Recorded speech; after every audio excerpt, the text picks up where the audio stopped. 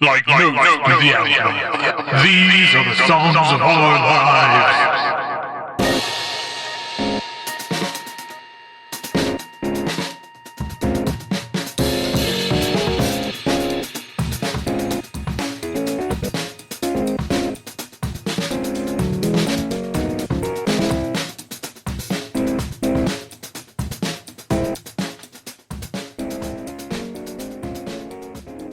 Hello and welcome to the latest episode of Songs of Our Lives. I'm Brad Rose. I'm an artist and composer, a writer, the founder of Foxy, Digitalis, and someone who thinks about music and sound far more than is healthy.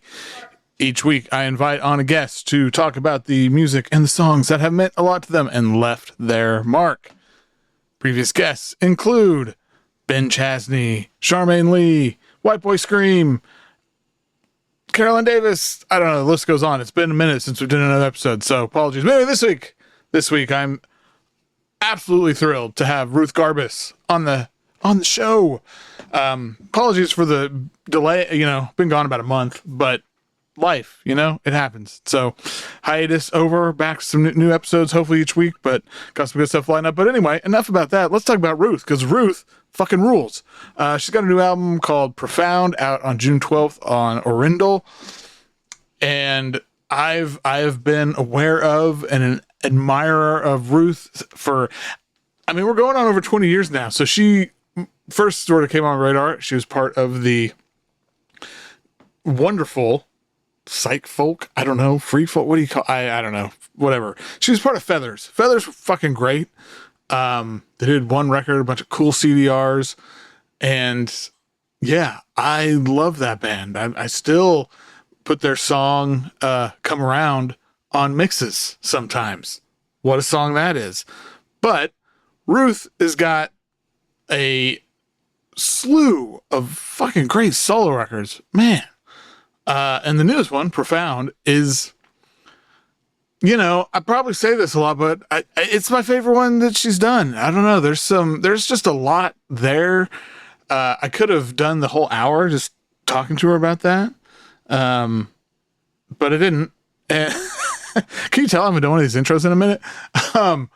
Yeah, it was funny. We recorded this actually yesterday on Sunday, which I normally don't record on the weekends, but that's life sometimes. And I'd spent all day Saturday at the Renaissance Fair in 100-degree heat, and I was utterly fried. And Ruth had been out dancing the night, late into the night, morning hours. So we were both like, just, parched and not even hungover, because I don't like, we were both talking about that. You can be stone cold sober. Once you sort of reach a certain age, you can wake up the next day and just feel utterly wrecked. And so I didn't know what to expect going into this. Ruth and I had never talked before, and my God, was this like one of some of the most fun I've had in a long time. So thank you to Ruth for doing it and just putting out a great record and all the stuff. I don't know. This intro's gone off the rails. Thank you all for listening. Please leave a rating, review, all that stuff. You can also join us at patreon.com/Foxy Digitalis. All that stuff. I don't know, guys. Enjoy the episode.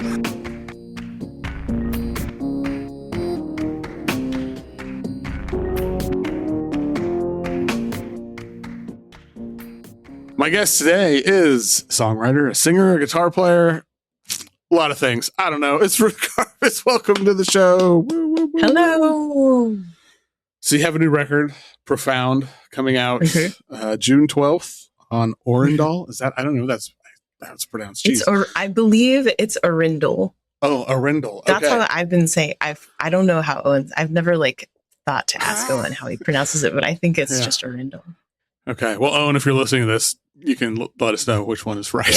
It's probably you, or probably Ruth. Okay. Anyway, so Profound, to me, it's to start somewhere. I could ask a million things about this record, but it's like such a specific word to like put on a record and call a record. And I'm curious if the title, like, did you have that in mind before, like, as you were doing it, or is it like once everything was written, you're like, okay, I'm going to call it this? I actually have a very specific story about that, which is that I had a bunch of these songs written actually, but I just wasn't, I wasn't having an easy time knowing how to take the next step, which can happen to me a lot, where I'm like, I can't see a path forward and I get really stuck. That's kind of like my MO, is just like, I stay totally still. Like in the fight, flight, freeze matrix, right. I'm a freezer. And I had the opportunity to go to this artist retreat in Nantucket for 2 weeks. So, which I'd never done anything like that before. I should preface this by saying I'm generally sober all the time, but I do take mushrooms very periodically, like every couple of years or something like that, or less. And I kind of went out there being like, I'm going to take mushrooms and have an experience, which I did. And, it was very beautiful out there. And I was like walking around and had this like crazy time and, doing all the things you do on mushrooms, like seeing God and appreciating everything around you and like everything being magical. Yeah. And then I went through like this really intense, this doesn't really have to be part of the story, but then I went through like this really intense part where I was like crying and really sad.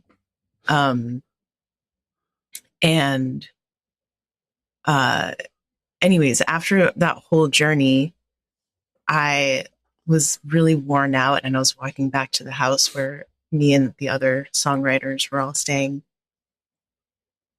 And I was like, this image of the cover came into my mind and the title Profound.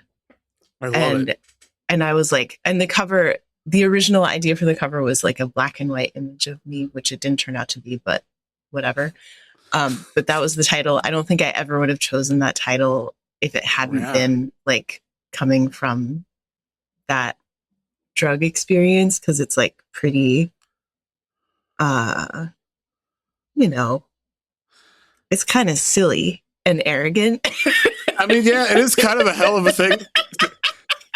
I remember when it got announced and it was like, we don't know each other at all, but like, I was like, how tongue in cheek is this? How serious? Like, it's, and it feels like all of those things kind of, I don't know, like, I don't know. I just obeyed. I feel like, I think that makes so much sense to me. I don't know that, like, that's not the story I expect there to be, but that makes so much sense to me because it's been a long time since I've done mushrooms, and hopefully my child who's 13 is not listening from the other room, but she knows we're weird.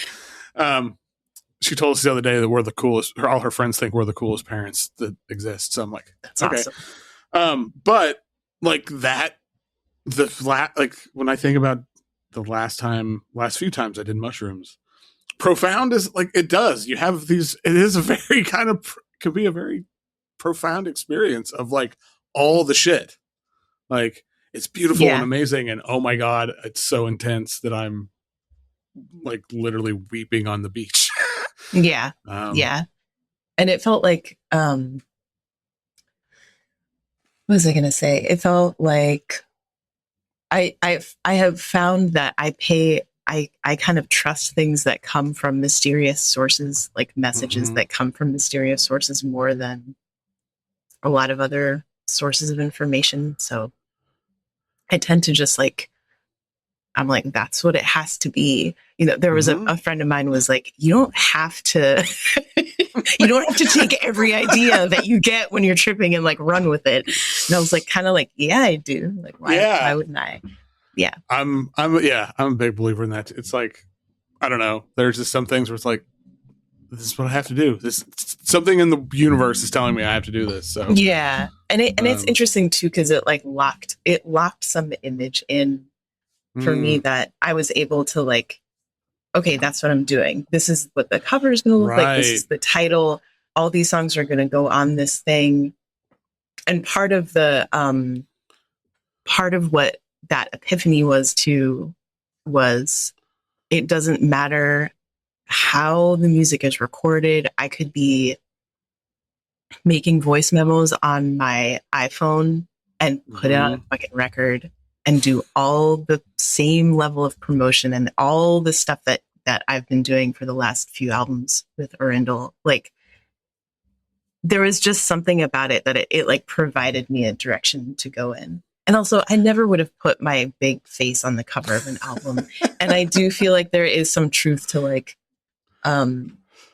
it's like that saying where you dress for the job you want or something like that. And it's like, you put your fucking face on the cover of the album, people are going to be like, she takes herself seriously. Right. It's just like, there's something about it where I'm like, right. It feels like it's like all part of the spell or something. Yeah, no, that makes sense. And I totally know what you mean too by the whole, like, I don't know, you get sort of the stuck thing where it's like, I have this stuff, I don't know. And then having that picture of an album cover and so it's like, okay, now I know what I'm doing. Now I know what it is and I can move again.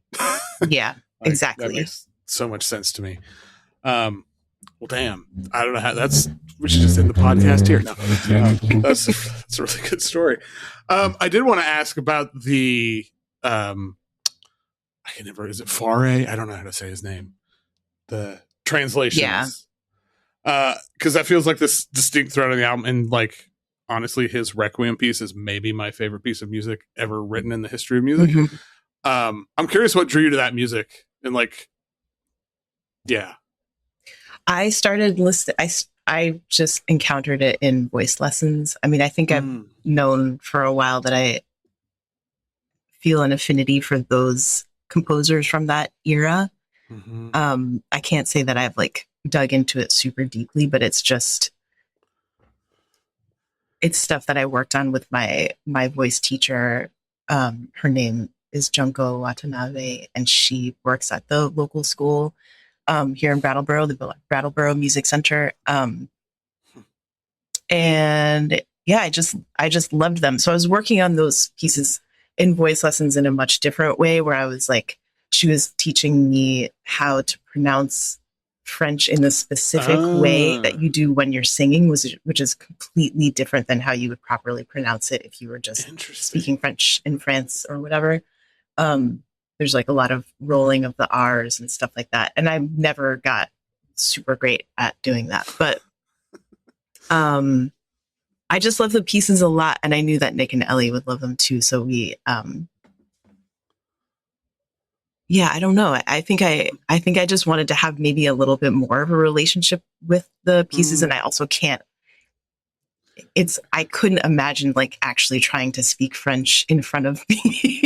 That just seemed like a humiliation, like waiting to happen. So, that was really, I just did my own version of trying to translate those but also allowing myself to put them into some form of poetry that felt just like my own lyric writing process, essentially. I think it ended up being pretty close. That's awesome. But yeah, that was where that came from. I was really excited when I saw that there because I don't see him referenced specifically a lot. And a lot of times when I don't know, I have probably like 12 copies of different versions of Requiem on vinyl that I found at thrift stores. And I always want to play them for people. And everyone's like, no one knows what I'm talking about. So maybe that's an Oklahoma problem, but I don't know. It's a good question. Yeah. God, I'm going to try not to like drag this out too long because I don't want to be here for 2 hours and nobody wants to listen to this for 2 hours. No offense to anybody. I'm trying to think what to ask next. Oh, I guess you mentioned Nick and Ellie as your trio. Yeah.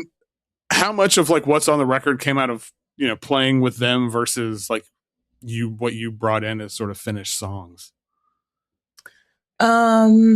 It sort of varies song to song. I'm trying to think of like, I guess, trying to like think of all the songs on the album right now. Actually, let me grab this.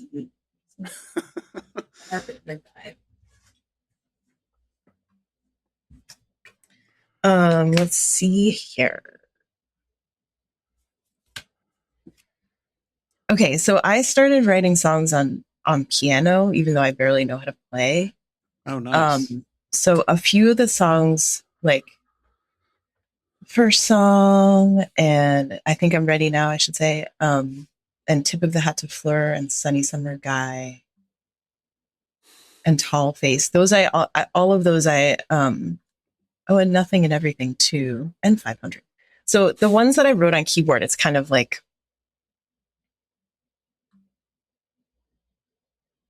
I don't know, I just really rely on them to be for the arrangements and for like the spirit of the song kind of comes out from what we do with them together.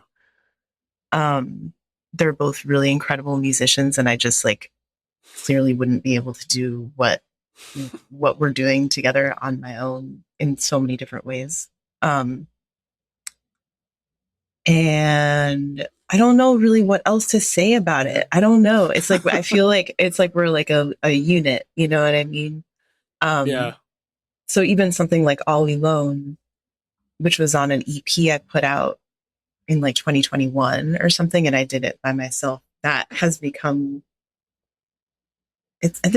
I should say maybe one way of answering is just that there's a lot of looseness and improvisation that gets worked into what we do as a trio, which is something that I had always really wanted, but wasn't able to achieve on my own because of my limitations on my instruments. So I can't play guitar well enough to like I always have this like, it's like hype. I have to be like so focused on getting the guitar part correctly when I'm playing that I can't just like let loose with my voice. So that's right. A huge part of playing with them for me, is that it allows me to just sing, and then I can be an instrument in this totally different way. So, and that feels really important to these songs. Yeah, no, that makes a lot of sense. Okay, last thing, and then we'll get into the questions or the songs, because these are questions. God, I'm out of it today. So like one of the things I thought was in the press materials kind of talk about, and this feels very personal, but it's in the press material, so I'm going to ask it. Yeah. starting medication for like depression and anxiety. As part of what opened up these sort of happier songs. And like, I really appreciate how open you've been to that, because I mean, the last year of my life, I've been doing intense therapy for my anxiety, and it's utterly changed my life. That's awesome. But I'm curious, like, how you think about the relationship maybe between that kind of change and like your like creative work, because you know there's the tired trope of the tortured artist. Yeah, and I'm always curious how it's like, oh, I'm actually healthier, and like for me, I feel like I'm probably doing some of my favorite work I've ever done, because I don't know, maybe because I can experience it differently, but I'm curious how that feels for you. Yeah, I think all sorts of things about it. I mean, on the one hand, I feel like my partner, Chris Wiseman, who you might also know his music, he's like, you're being on medication. It's not covering something up or changing something. It's allowing more of you to come through. Mm-hmm. And that feels true. And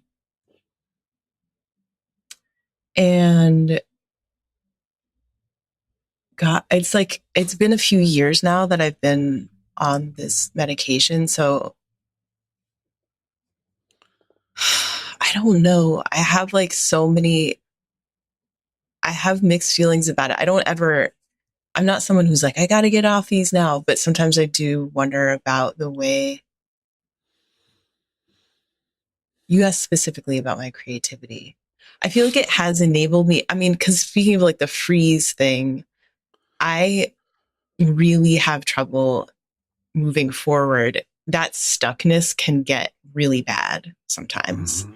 And I think it's been like that my whole life. So like just having something that helps me not get so down in the hole and get so stuck is really helpful. Like, and I want to be super clear. Like, I still fucking torture myself. Like I am, and it's like like I am not a happy-go-lucky person all the time. I have really rough patches like pretty regularly. I don't want to overstate that, but I'm like, whatever, go through shit just like we all do. Sure. And but I do think that being on the medication allows me to work through stuff more. And that means I can work more on music and just take next steps. I mean, gosh, there's like so many things holding me back. And there are still a lot of things that hold me back just in my own mind, I think. But a lot of it might be aging, getting older too, but I just find myself much more willing to just be like, okay, and now we do this. Okay. And now we do this, instead of like feeling like there's like dozens of strings like tying me back to where I am. Some of them have been cut, I suppose. Yeah. No, I mean, I've talked to a lot of people about this, how it's like, I still get a lot of those sort of intrusive thoughts or whatever they are, but it's like, I know better how I can deal with them a lot better. And it's exactly. Like it doesn't just paralyze me Yeah. So, okay. And I appreciate you asking about it, because it is in the press. I wanted to it's in there for a reason, because I do feel like good to be open about this shit. Yeah, I know. That's why, like, I tell people, I mean, I don't just go around telling people like, hey, I'm in therapy and it's great. But because that would be fucking weird. But it's, people are like, oh, you seem like different. So it's like, yeah, because I'm doing some shit about it. Like, yeah. And you can too. Yeah. Anyway. Okay. Let's talk about some songs, other songs that aren't your songs. Cool. This is not a good segue, but whatever. As always, we're going to start with, what is the first song that you remember? Right. And what did I put down? I don't know how to say this. Dua? Oh my God. Yeah. It's just, it's Doa. Doa. Okay. And I don't know if it's the first song I remember. I took with my answers to these questions, of course. Of course. But it is like, Doa was like, it was this like new age music that I never knew what it was. Like, I always had an image of the cover of the LP that I think my dad particularly was really into it. And it turns out that the people in that band were from where Chris grew up. Oh, wow. One of them was the father of like a couple of people who Chris and his brother Kurt, who I was in Feathers with, they like grew up with him. So that was like a weird coincidence. And then talking to my dad about it, it turns out that when I was really, really little, like a toddler, we would go to they would take me and my sister to this place called the Town Crier. It was like a club, some kind of music place. And like, I don't know, I feel like it was like New York State somewhere. It wasn't in the city. And apparently we like saw Doa live a couple times. Oh, wow. And nice. I don't remember that. Yeah. I only remember eating chocolate cake there as like a 3-year-old or something. I mean, but I think, it's just like one of those weird things that like kind of drifted in and out. And then it kind of solidified because Chris knew those people. And I was like, finding the record, be like, oh my God, this is like shit I haven't heard in so long. Wow. So yeah. And it's like D''OA. Is that right? I think so. It's either that or find it. It's on YouTube. And it's like the whole Randy, album is on YouTube. I can't remember Randy's last name right now. I wish I could remember. You should link to it in the show notes because it's really awesome. It is kind of, like I was listening to, I didn't listen to the whole thing, but I was listening to parts of it and there's like some really killer, like hammered dulcimer and stuff going on. And, it's like sick world music. It's awesome. Know. It's like, oh man, this is like very adjacent to the kind of stuff I was putting out back in the like mid 2000s. Totally. Yeah. But people who are actually good musicians where all of us weren't. Like, whatever. So I was excited. I love this is like what I love about doing the shows. I get to like discover things I would never come across this like otherwise. Okay, what Randy Armstrong? I just wrote it. Randy Armstrong. I just had to say that. Sorry. Doa. There we go. Right. Yeah. I'll link to their, because they have a web page too. I think I saw like. I still, think Randy has a, yeah, there's like stuff out there. Like I think you can buy the CD, like the remastered version. Yeah. It's amazing. Cool. What is the song that makes you cry? Oh, right. And I put Only Living Boy in New York by Simon and Garfunkel. Yeah. That song, I remember being, I think probably like 12. I don't know. But I remember being in, maybe I was younger.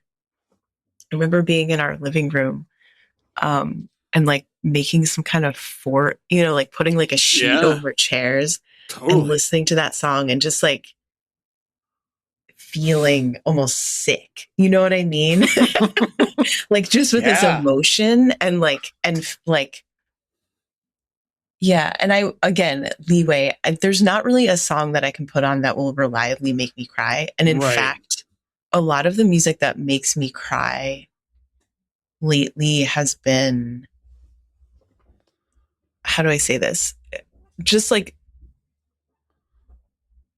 it, I don't know how to say this. It's just like really corny or really, it's not music that I necessarily respect or something. It's just like I can be in like getting a massage or something, or like I get acupuncture sometimes, and the music the person plays in the practitioner plays in the room is like, sometimes she puts on some kind of piano shite, and it's like, it's just like, it's like the more like vapid it is, the more it's likely to make me cry.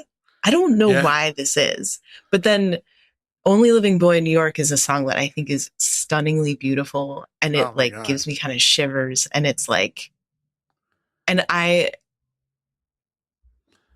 don't even listen. I'm not someone who listens to lyrics very much. Like I'm very like, I hear the music so much more and pay attention to it more than the lyrics. And so like, I haven't ever like really read the lyrics to that song, but just, man, it's like really intense.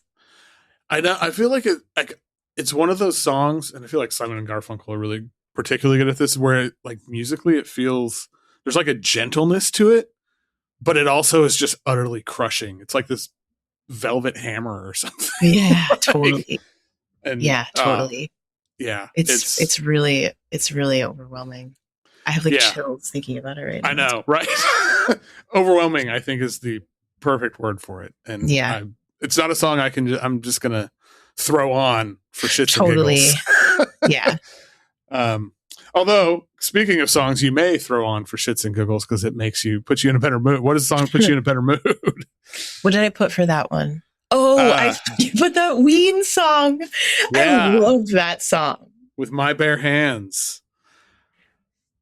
I'm a crude person, and this song really speaks to me. I feel like it really makes me laugh.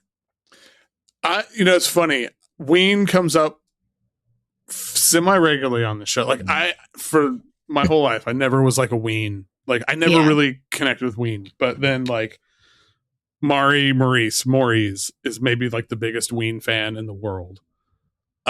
She picked something. I had Rosalie on who picked a Ween song. And I've like been coming around very slowly. Yeah. And this song is just like a good time.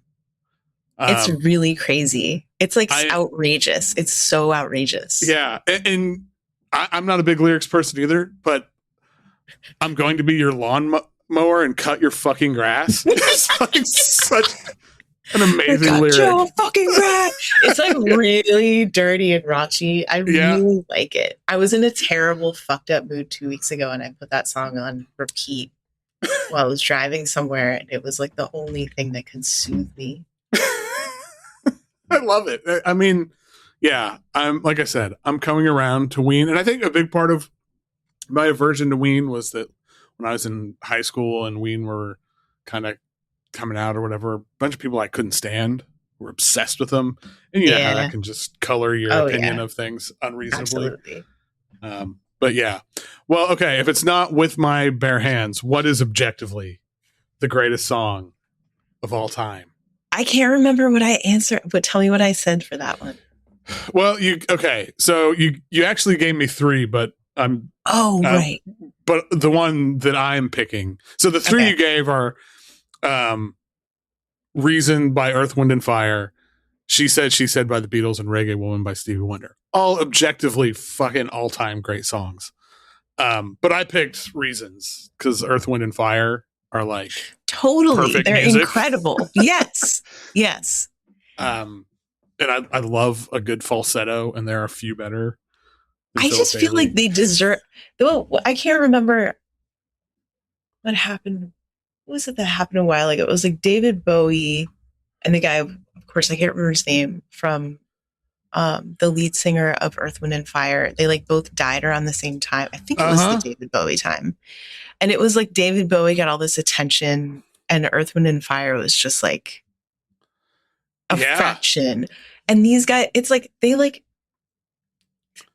there's someone I know who at one point, he was like, you get like used to these things that are just like cultural, like totems, like the Mona Lisa or something, or like Monet's water lilies, or like, and you can't see it. I've never really been able to see the Mona Lisa. Maybe if I was like on drugs or something, I would be able to like get out of my training or whatever and see it more freshly. But like, yeah, I remember I went to art school briefly, and I remember somebody talking about that. Like, if you start really looking at these things that are part of our like cultural canon, you can have these mind-blowing experiences. And I feel like Earth, Wind and Fire is that. Like, they're shit's at like every fucking wedding. Every wedding that's like ever happened over the last like fucking 50, it's like you just can't even hear it anymore. And then a few years ago, I was like, oh my God, this is incredible. Yeah, no, absolutely. Like it's one of those things where, it sort of becomes background noise in a way. And then as soon as you manage to stop and pay attention, like, this is one of those things where it's like, oh, this is some of the greatest shit ever made. Yes, absolutely. It's really wild. Yeah. And I will say, like, she said, I'm not a huge, like, big Beatles person, but like, such a great fucking song. I'm kind of obsessed with the guitar tone on it, especially. Totally. And the synth line, like bass line in Reggae Woman, is like maybe one of the greatest bass lines in the history of the world. There's so many. It was weird. When I was trying to answer that question, I was like, looking at, I was like I could do research in like 10 minutes and figure out the right answer or something like that. And then I was like, this is fucking dumb. Yeah, exactly. There's no it was just like, it was actually really cool. Like realizing how many incredible songs there are. It's a really cool way to approach. I am thinking too, when I was thinking about Reggae Woman, that bass line. So like I have other versions of the show, like when people come back on, so I have like remix episodes. I've never had anybody on 3 times, but I'm working on a third version because it's all different questions. Right. So for the third version, I think I'm going to have a question that's like, what is the greatest bass line in a song? And it'll be the Ruth Garbus question because it's inspired by your answer to this. So that's awesome. It's a good question. Yeah, it is, because I'm a sucker for a good bass line. Totally. Okay, what is a song that you used to love, but you've heard it recently, or if you think about it now, it doesn't do it the same for you? I felt weird saying Peg by Steely Dan because I really truly think I'm like not over Steely Dan. I'm really not. But this song in particular is the one where I think there's like the biggest ratio of like wow to I don't give a shit anymore. That's even too extreme. I give a shit. I totally give a shit. Yeah. But I used to listen to that song and just be like, this is the most incredible thing I've ever heard. Yeah. And then it just wore off. Like I just overdid it. I think that's kind of like, that to me is especially interesting, especially as a way of answering this question, because a lot of people will pick, like, I think the most common answer to this is the Ignition remix by R. Kelly, because it's like one of the greatest pop songs ever, but people are like, Totally. you just can't. Yeah. Because it's R. Kelly. But the like things that have like, yeah, like you kind of, the magic wears out a little bit.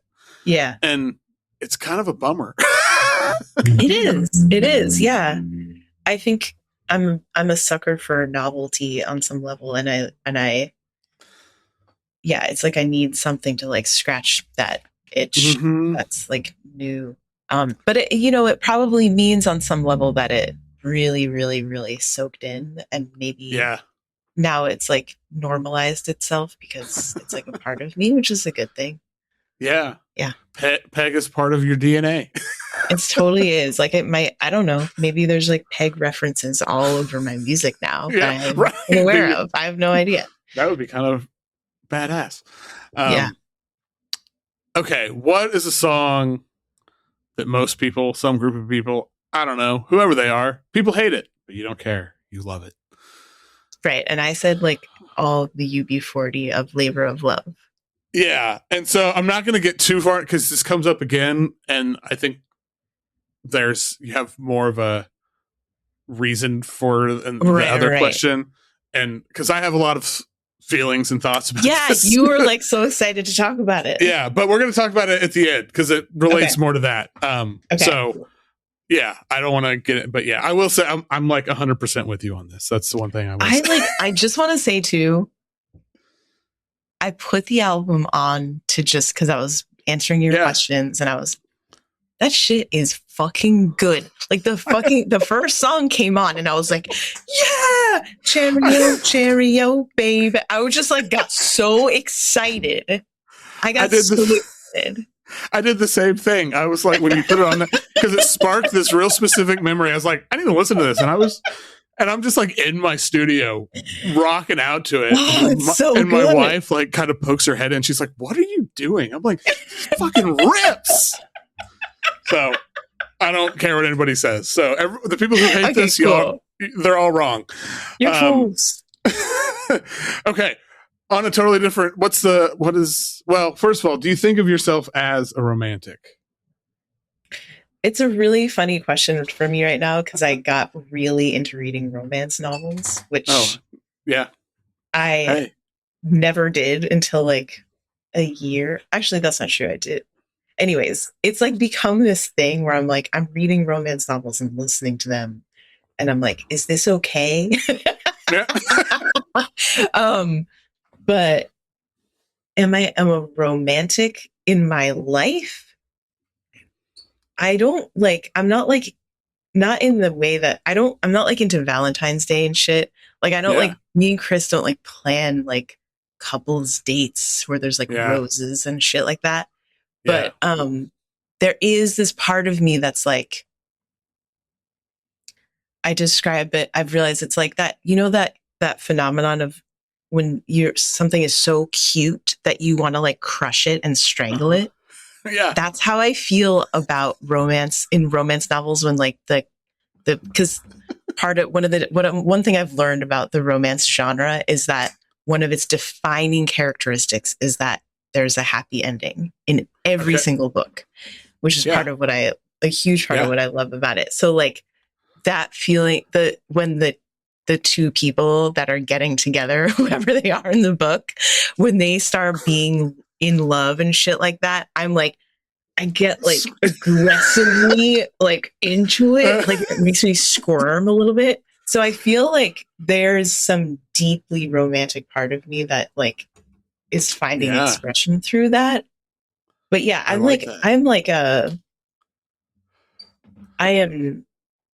almost like the opposite of romantic in a lot of other ways. Which I probably get from my mom. Like she was like not she was just like very cynical about like the romantic holidays and not. Whenever I think of romance, I guess I think of like weddings and Valentine's Day, and like it's not really. No, it's not my. Yeah, it's not my shit. My niece just got married last weekend, and that wedding, like I think she got everything she wanted from it and all that, and my niece is great, but God, it was hell. It was just like, this is I felt like I was on another planet. You know, it's Wow. like, this is not. I'm visiting this other world that my life does not exist Yeah. in, and it's yeah. I do think I've learned to be more romantic since like I've got my anxiety under control. I kind of realized Ooh, like interesting. that was holding me back a lot of anyway. That's really fascinating. Maybe that's why I'm into romance novels now. That's really interesting. Maybe. Yeah, I don't know. You've kind of got me curious. Like, haven't read any romance novels, but I am in this sort of point in my life where I mean, look what's going on in the world around me. I love a happy ending. Exactly. I know. It's like such a soothing. Yeah. It's like such a soothing thing. Yeah. It really, and there's all this like, I haven't been thinking along these lines lately because I think I'm a little busier and the world really is, it's just wild what's going on. But like, there was a while where I was really into this idea. Like, I feel like it was in like Trump 1 where I was like, we need to envision these futures that we want. We can't just say what we don't want. There has to be a vision that we can grow into. And I'm not saying romance novels like provide a vision for like the entire world, but like there is a way in which my expectations of a book or like some storytelling media are often like that something bad is going to happen. And then the genre is continuously like, it's like, oh, that character was actually really nice. Right. And like really nice things happen. Yeah. And I think, and it feels like it just stretches the possibilities of reality in a way that feels really good. No, oh man, I get that. Yeah, no, I've been talking to, like, I have this project that I started called Stupid Dreams, and the whole idea is like, it's like collective imagination, and yes, we are living in times of collapse, but we can't stop dreaming of different and better, because if we do, then like we cede that ground to the people who are dreaming of all the ways to extract everything else out of us. Okay, we just did the romance. Oh, what is the most romantic song? We didn't even do the question. Oh shit, what is it? What did I put that? I don't remember. Joni Mitchell's Talk to Me. Oh yes. Have you ever noticed? I noticed this a couple of years ago. There's a lot of songs by women, maybe not a lot. I've noticed a few songs by women that are like about talk to me. They're like saying like, dude, talk to me. Oh, yeah. It's interesting. I find it interesting. I feel like maybe Robin has one like that. I can't remember. Katy Perry. Yeah. I don't remember who they are. But like, I love this song. It's on, what's the album called? It's failing me. The one has the problematic cover, right? Yes, it has a very problematic cover. Oh, Don Juan's Reckless Daughter. Yeah, that's it. But it's like Jaco Pastorius is playing bass, and it's like has all this energy in it, and she's like, it's like you just get this, or I get this really vivid image of like Joni Mitchell, like trying to like. She's like has a crush on some guy who's like really reticent and quiet or something. And she's just like, talk to me, and saying it in all these beautiful ways and funny ways. Isn't this song supposedly about Bob Dylan? Isn't that like I feel like I did hear about that at some point. I feel like, which the way you describe the character in the song, it's like, yeah, that sounds like Bob Dylan. Yeah. And I don't know if she was ever romantically interested in Bob. I don't know that. I haven't actually read any like autobiographies or biographies of her. But and of course fucking Bob Dylan, I'm sure it's like fucking silent like almost all the time.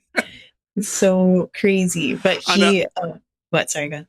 Oh, just there's so many good lines in the song. Like I know. You could talk like a fool, I'd listen. Yeah.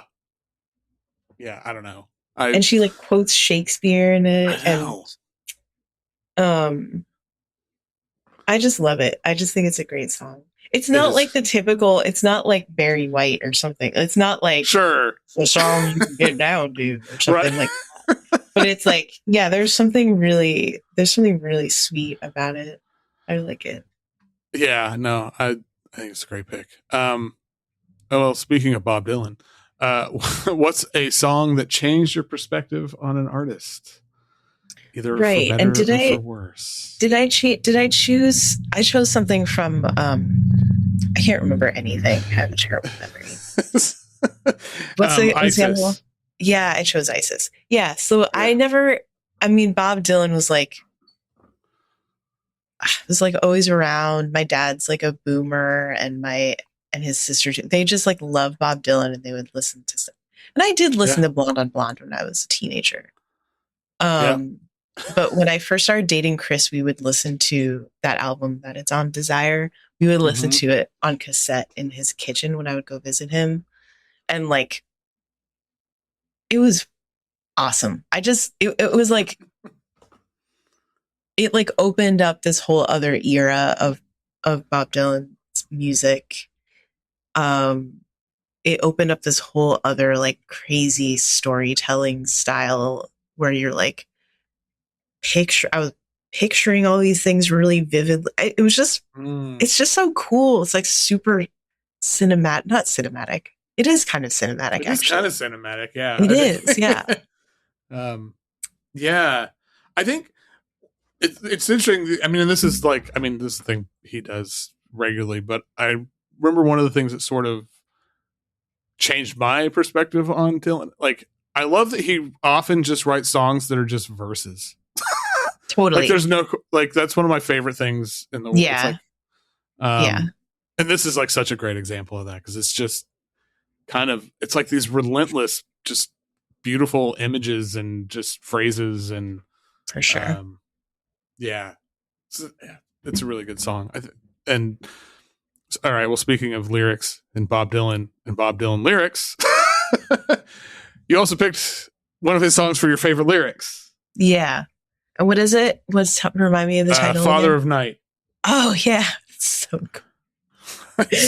I don't know. I'm like a sucker for like weird, like Christian shit or something. I didn't grow up like with any religion pretty much at all.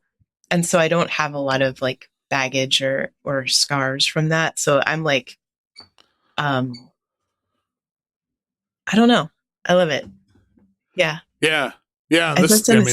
Yeah. The song is just,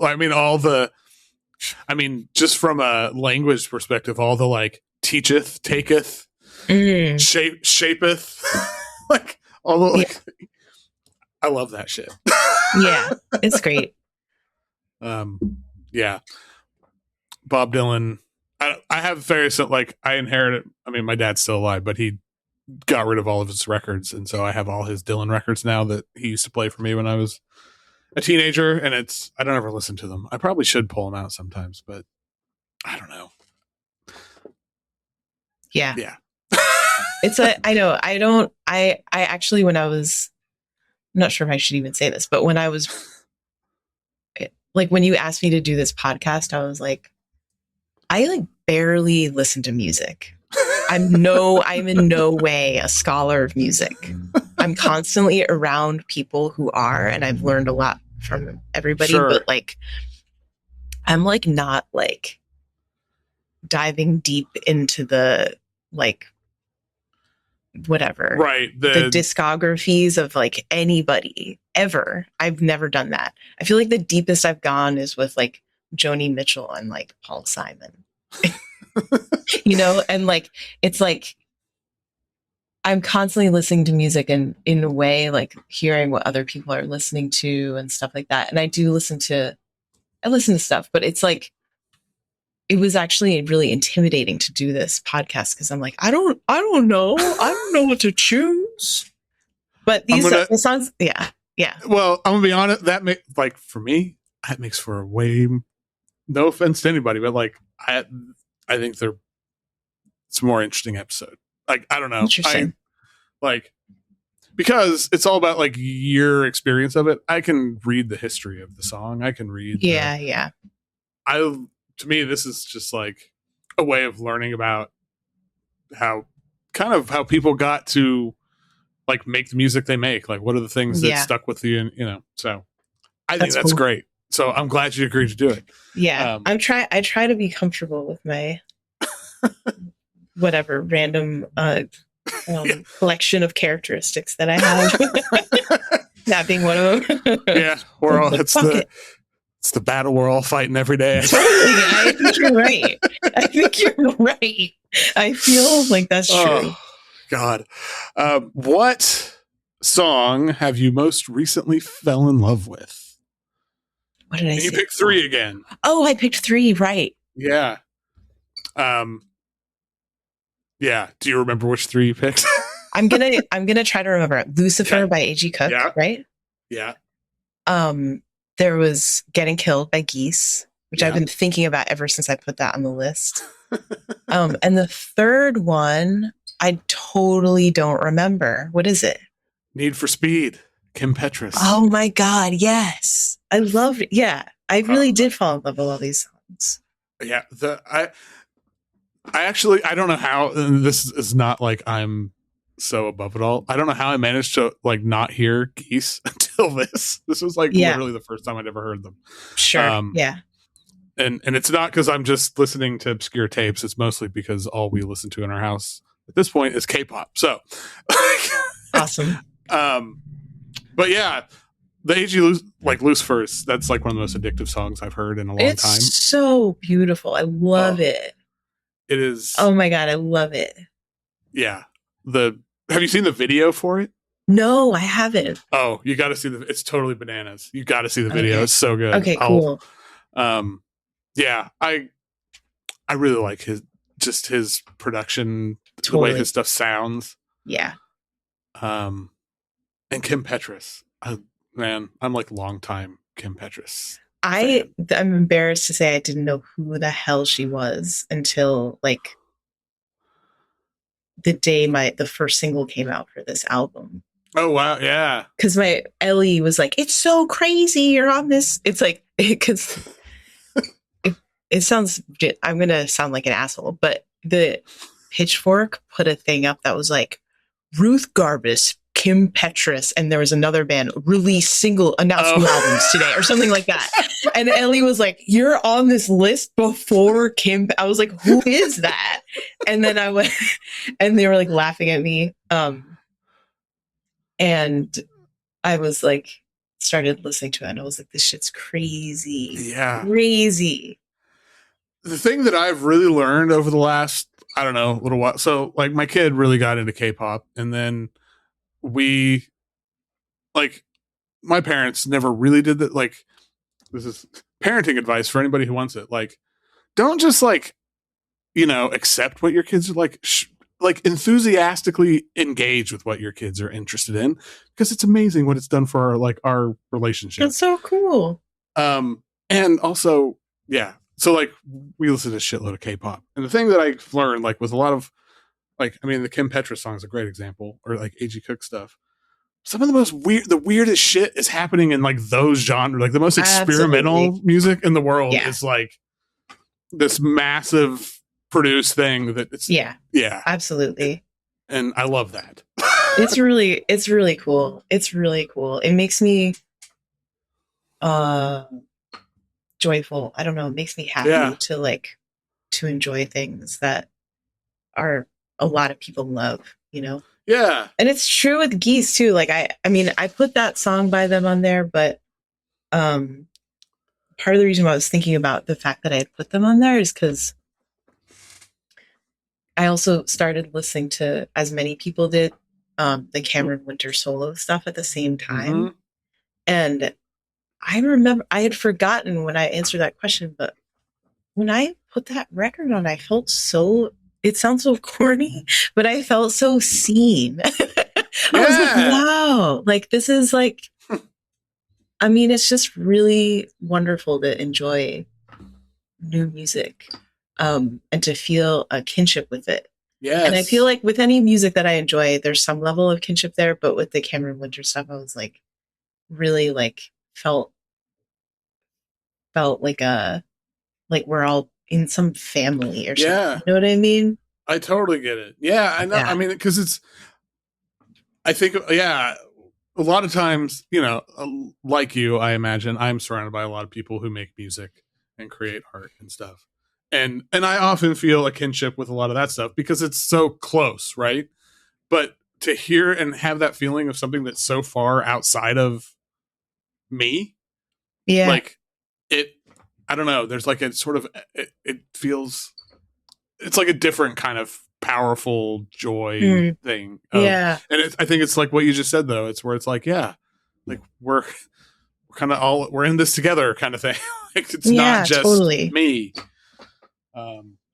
Yeah. So I need to, like I said, this is like the first time I heard them, and they've been talked about a lot, and I get all that. I need to, and I've heard the Cameron Winter solo stuff a lot more because I think I got a promo of it or something, but totally, yeah. I do need to I need to check it out because I'm a person that like oftentimes like things that a lot of people like. There's a reason, and like I want to understand that, and like I don't know, like so I like also to I didn't, and there's things I didn't get for a long time, and now I feel like I get like. I mean, the K-pop thing is great. I've heard about only thing I knew about K-pop for the last decade. I'd heard of BTS, and I was like, I don't know what this shit is. Man, BTS are fucking great, dude. That's so awesome. I saw them. I want to like get your K-pop pics because I saw them. My first, like, me and Chris will sometimes go to. There's a town like 40 minutes away called Northampton here, where there's a bunch of colleges. There's just like a little bit more going on there. In terms of like stores and stuff. And we went to the, what's it called? Newberry Comics there.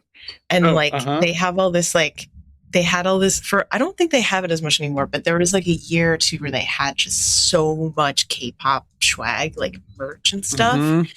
And we were like, wow, they're really on their game, like with their like box sets. And they're like, it's like really crazy. And then, my friend got really into listening to this podcast that was like, oh my God. It was like, because BTS had that album that was referencing like a Carl Jung thing, right? I think so. I don't know. Yeah, I don't know. There was this whole offshoot of that my friend Ron Schneiderman, like it was like this podcast with these like Jungian, he was like listening to this podcast a few years ago. It was like all this like Jungian analysis of BTS and like BTS army shit. And then I saw them on they performed on SNL a few weeks ago and I watched it. And it was like, it was awesome. But I would love to get your recommendations. Oh, I've got okay. I'll send you like a playlist or something. Okay, cool. Because I've got a lot. One of the things, but it's like it's gotten my kid really into physical media because they're like CD, and most of the stuff's on CD. But like the releases are the coolest shit because they come with like stickers and posters and photo card, all this just cool stuff, and it's like the package. I'm just I always think like if I ever have come into a large sum of money, I'm going to put out a record of mine like on CD with all this shit because it's just it's so much fun. Yeah, it's so cool. And it's like I don't know, that if you want to get people to like care about physical media, that's one way to do it. Make it really fun and awesome. Okay, I think we're on the last two questions. No, we're not. What cover is better than the original? Oh, when I put that Donny Hathaway or something. Jealous that guy. Shit crushed me, man. I had only heard that. I heard that last year for the first time. I think it was a recommendation that I think it came via Lake Mills through Chris or something like that. I don't remember, but that shit is fucking crazy. And Donny Hathaway, usually it was nuts. Yeah, he's got a couple of covers like that where it's just like, oh, that's your song now, bud. Yes. Holy shit. Like in the recording, it's like there are all these people in the audience you can hear, and they're like, I'm like, I am jealous of that situation. I know. Like I wish I was there. I wish I was like in rooms of people like that were so involved in the music Yeah. being performed, so crazy. Oh my God. So good. It could just, it's just like, I could listen to him. He could sing anything, probably, and it would just stop time. I don't know. He's so fucking good. Okay. Well, okay, here we go. Now we're going back to UB40. Let's do it. So the song that means the most to you.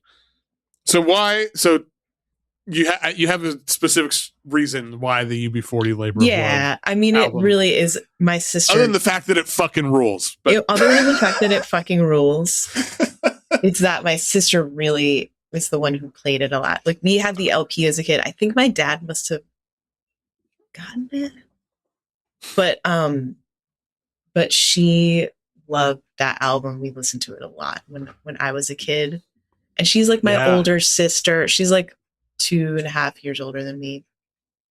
She actually hugely, like, she introduced me to a lot of music, whether she knows it or not. And yeah, man, UB40, I just like, and I love my sister to death. She's the best. And she loves that album. I love that album, and it rules. And I like, and again, like I said, like, I put it on. I'll listen to it right now. It's so fun to talk about great music. I just was like so pumped. And then, because I was like trying to pick a favorite song from it. Yeah. And I listened to the first song a little bit, and then I was like, well, this song's great. What about the next one? And I was like, they're all incredible. I got so excited. The reason I got especially excited is my memory of this is also related to my sister, who is 3 years older than me. No way. And she had it on tape, and we used to sit around singing it like it's canon memory. I especially remember singing Red Wine, because that was like the big hit, I think, at the time. Yeah, for sure. And I have like this very specific memory of, we were on a family road trip. My parents had this green Honda station wagon, and we would lay the seats down so that, like, the back would just be, we could lay back there. And I remember driving down the highway, like going somewhere to like Texas or something, and my sister and I just belting out that song like for an hour. My parents running to kill us probably by the end of it. But like, yeah, when you mentioned your sister and you, I was just like, oh my God, I have this experience too. Yeah, that's really funny. It's and when I was listening to it and then digging into it, like, I was like, oh, like, one of these songs was written by like Lee Scratch Perry. Oh, one of these is a Jimmy Cliff song. Like, all I didn't know that. Yeah. I was like 4 years old, and that's obviously like hearing Lee Scratch Perry songs for the first time. Like, that's fucking wild. That's so cool. Yeah. That's really cool. People should go listen to Labor of Love. And I thought of another fun fact about me that's totally random. The one episode of your show, I was like, getting a sense of the podcast or whatever. Sure. After you asked me to do this, and you interviewed Marissa Nadler, and I was in college with her for the brief period of time I was in college. Oh, wow. Isn't that weird?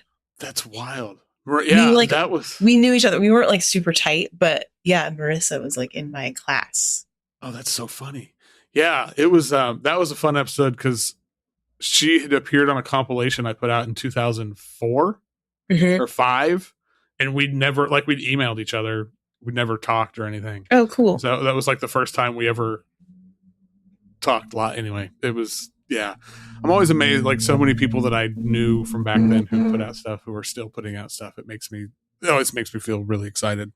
I mean, you're another example, because again, I fucking loved that Feathers record when it came out.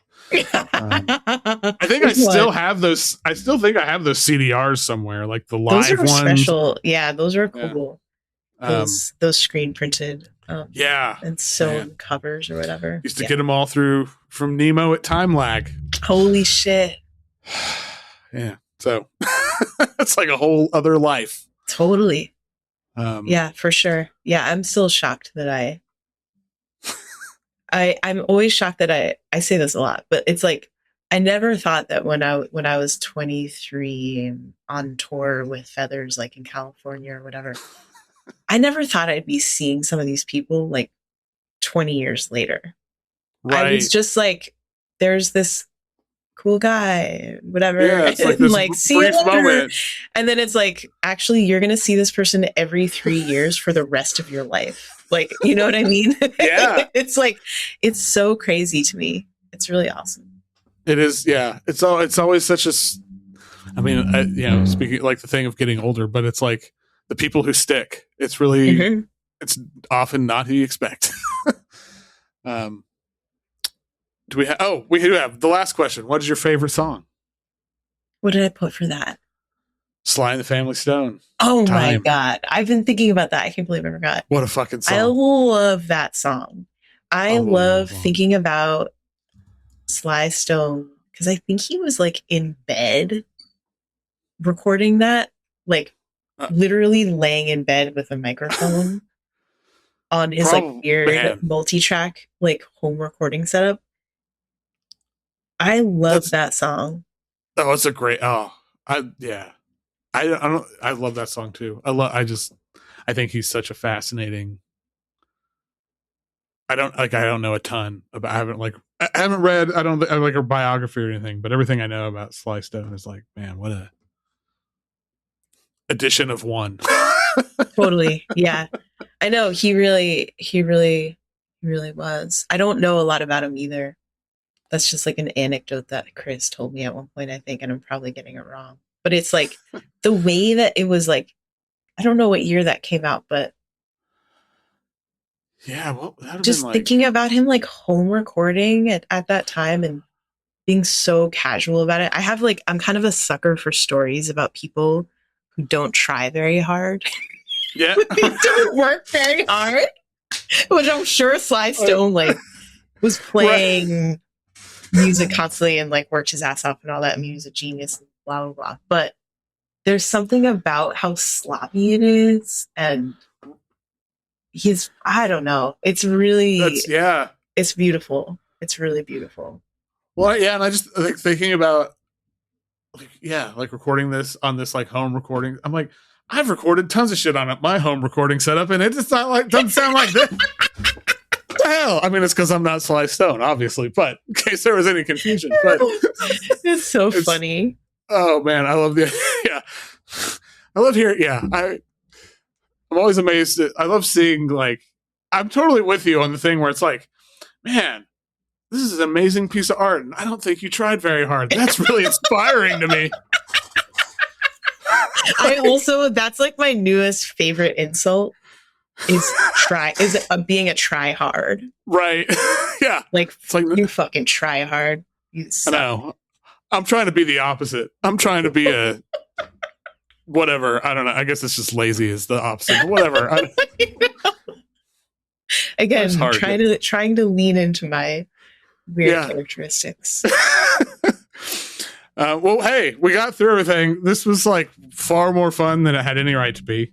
Cool. And if this had been like this is what I needed after spending 8 hours at the 100 Bryn Fair yesterday. I feel rejuvenated after my all-night dance party. The record is out June 12th. Yep. Everybody should get it because I really love it. So I hope other people will too. Thank you. And thanks for asking me to do this. And yeah, it was a really good opportunity to just listen to music in a new way. I liked it. Awesome. Yeah.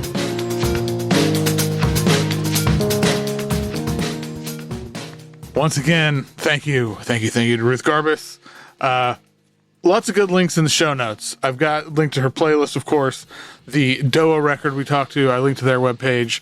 And God, I feel like there was something else I was supposed to link to, and now I don't remember what it was. But anyway, Profound, out on June 12th on Orindal. I keep going to call it Orindal. I don't know. I blame Oklahoma. It's so good, you guys. It's so good. I feel like it's weirdly like, I'm glad it's coming out in June because it feels like a really specific kind of summer record. I don't know. That's it. Anyway, thank you all for listening. Appreciate y'all. Till next time, though, keep on listening to whatever the hell you want.